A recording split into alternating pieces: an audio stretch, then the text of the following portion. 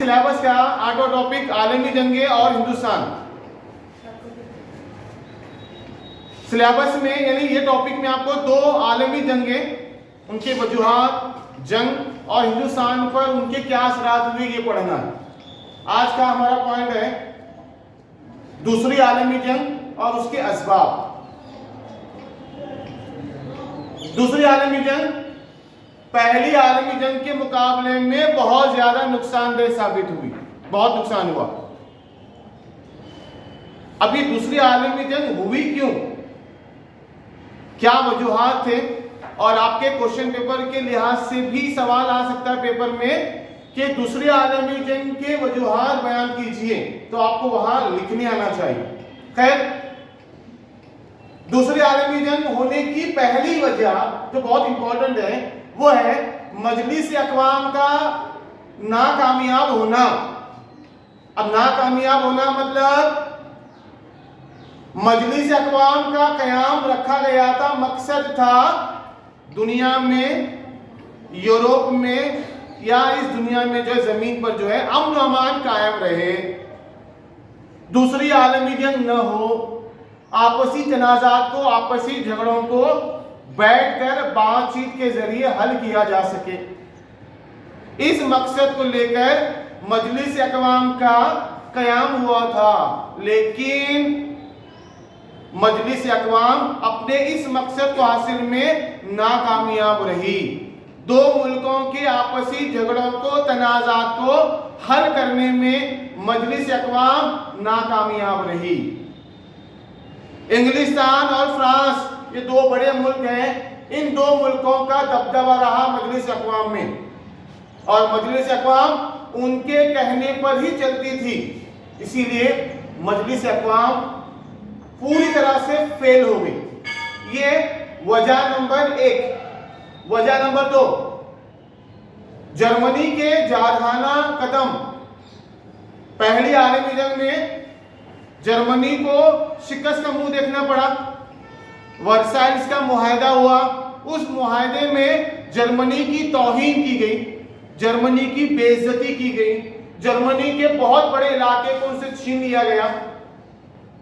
यानी आलमी सतह पर जर्मनी बहुत बेआबरू हुआ, उसकी बहुत बेइज्जती हुई। यह बात हिटलर के दिमाग में थी, और हिटलर चाहता था कि वर्साइल्स के मुआहदे में जो बेइज्जती हुई है, जो तौहीन हुई जर्मनी की, वो उस बात का बदला ले। तो इसके लिए जर्मनी और हिटलर ने अपने जारहाना कदम उठाना शुरू कर दिया, अपनी ताकत में इजाफा करना शुरू कर दिया, फौज की तादाद में इजाफा किया, नए नए खतरनाक मुहल्लिक हथियार बनाना दोबारा शुरू कर दिया। फौजी लिहाज से, माशी लिहाज से, हर तरह से जर्मनी ताकतवर बनता चला गया, और जर्मनी के इन बढ़ते हुए कदमों को बर्तानिया और फ्रांस, जो यूरोप के दो बड़े कंट्री हैं, जानबूझकर नजरअंदाज किया।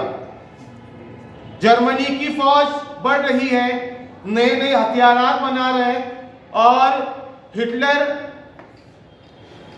यूरोप में और दुनिया में अपना दबदबा कायम कर रहा है। ये सब कुछ इंग्लिस्तान और फ्रांस देख रहे हैं, लेकिन उन्हें जानबूझकर इस बात को नजरअंदाज किया। वजह नंबर 2, दूसरी आलमी जंग होने की वजह नंबर 2, अगर ये लोग जर्मनी के बढ़ते हुए कदम को रोकते, उन्हें वक्त पर संभालते, तो ये नौबत नहीं आती, दूसरी आलमी जंग नहीं होती। लेकिन इन्होंने नजरअंदाज किया। इसके लिए इस वजह से जर्मनी की ताकत में बहुत बेपनाह इजाफा हुआ, और जर्मनी पहली आलमी जंग में जो उनकी तौहीन हुई है, वो उस बात का बदला लेना चाहता। वजह नंबर 2। वजह नंबर 3, रूस, इंग्लिस्तान और फ्रांस पहली आलमी जंग में फातेह मुमालिक हैं, ये जीते मुमालिक हैं। लेकिन यहां मामला हुआ ये 1917 में सोवियत रूस में कम्युनिज्म की हुकूमत आई। कम्युनिस्ट, दुनिया में 3 तरह की हुकूमतें होती हैं, एक होता है बादशाहत या तानाशाह, दूसरा होता है जमहूरियत और तीसरा होता है कम्युनिस्ट। आपको आगे जब ये टॉपिक आएगा आपको मैं डिटेल बताऊंगा उसको तीन नजरियात क्या है। सोवियत रूस में कम्युनिस्ट इनकी हुकूमत आई। कम्युनिस्ट मतलब एक तरह से मजदूरों की हुकूमत आई, जहां प्रॉपर्टी और जहां सरमाया जो है तमाम लोगों में बराबर तकसीम होता है। यह है कम्युनिस्ट मुल्क। जर्मनी है सरमायादार मुल्क। ये दो मुल्क चाहते हैं कि सोवियत रूस इसकी ताकत न बढ़े, सोवियत रूस की बढ़ती हुई ताकत, और इनको ये डर था कि दुनिया में अगर ये ताकतवर हुआ तो दुनिया में कम्युनिज्म नजरिया आम हो जाएगा। तो इसको रोकने के लिए इन दो मुल्कों ने क्या किया, जर्मनी के बढ़ते हुए कदम को बढ़ने दिया, क्योंकि जर्मनी एक सरमायादार मुल्क है, पैसे वालों का मुल्क है। कम्युनिज्म रूस मजदूरों का मुल्क है, दोनों बरखिलाफ हैं, एक दूसरे के खिलाफ नहीं है। तो ये दोनों चाहते हैं कि जर्मनी के जरिए सोवियत रूस की ताकत को कम किया जाए या दोनों को आपस में लड़ा दिया जाए। दोनों आपस में लड़ेंगे, एक सरमायादार मुल्क है एक कम्युनिस्ट मुल्क है, दोनों आपस में टकराएंगे और खत्म हो जाएंगे। इसके लिए जर्मनी को बढ़ने दिया और रूस ये भी अपनी ताकत बढ़ा रहा है। लेकिन इस दौरान हुआ ये कि जर्मनी ने 1938 में चेकोस्लोवाकिया इस यूरोपियन मुल्क पर हमला कर दिया। यूरोप में आहिस्ता आहिस्ता जर्मनी ने अपने कदम बढ़ाने शुरू कर दिए। पहला टारगेट उसने क्या किया, हिटलर ने चेकोस्लोवाकिया जो यूरोप का एक मुल्क है उस पर हमला करके उसको अपने कब्जे में कर दिया। पहला कदम उसने जो बढ़ाया आगे।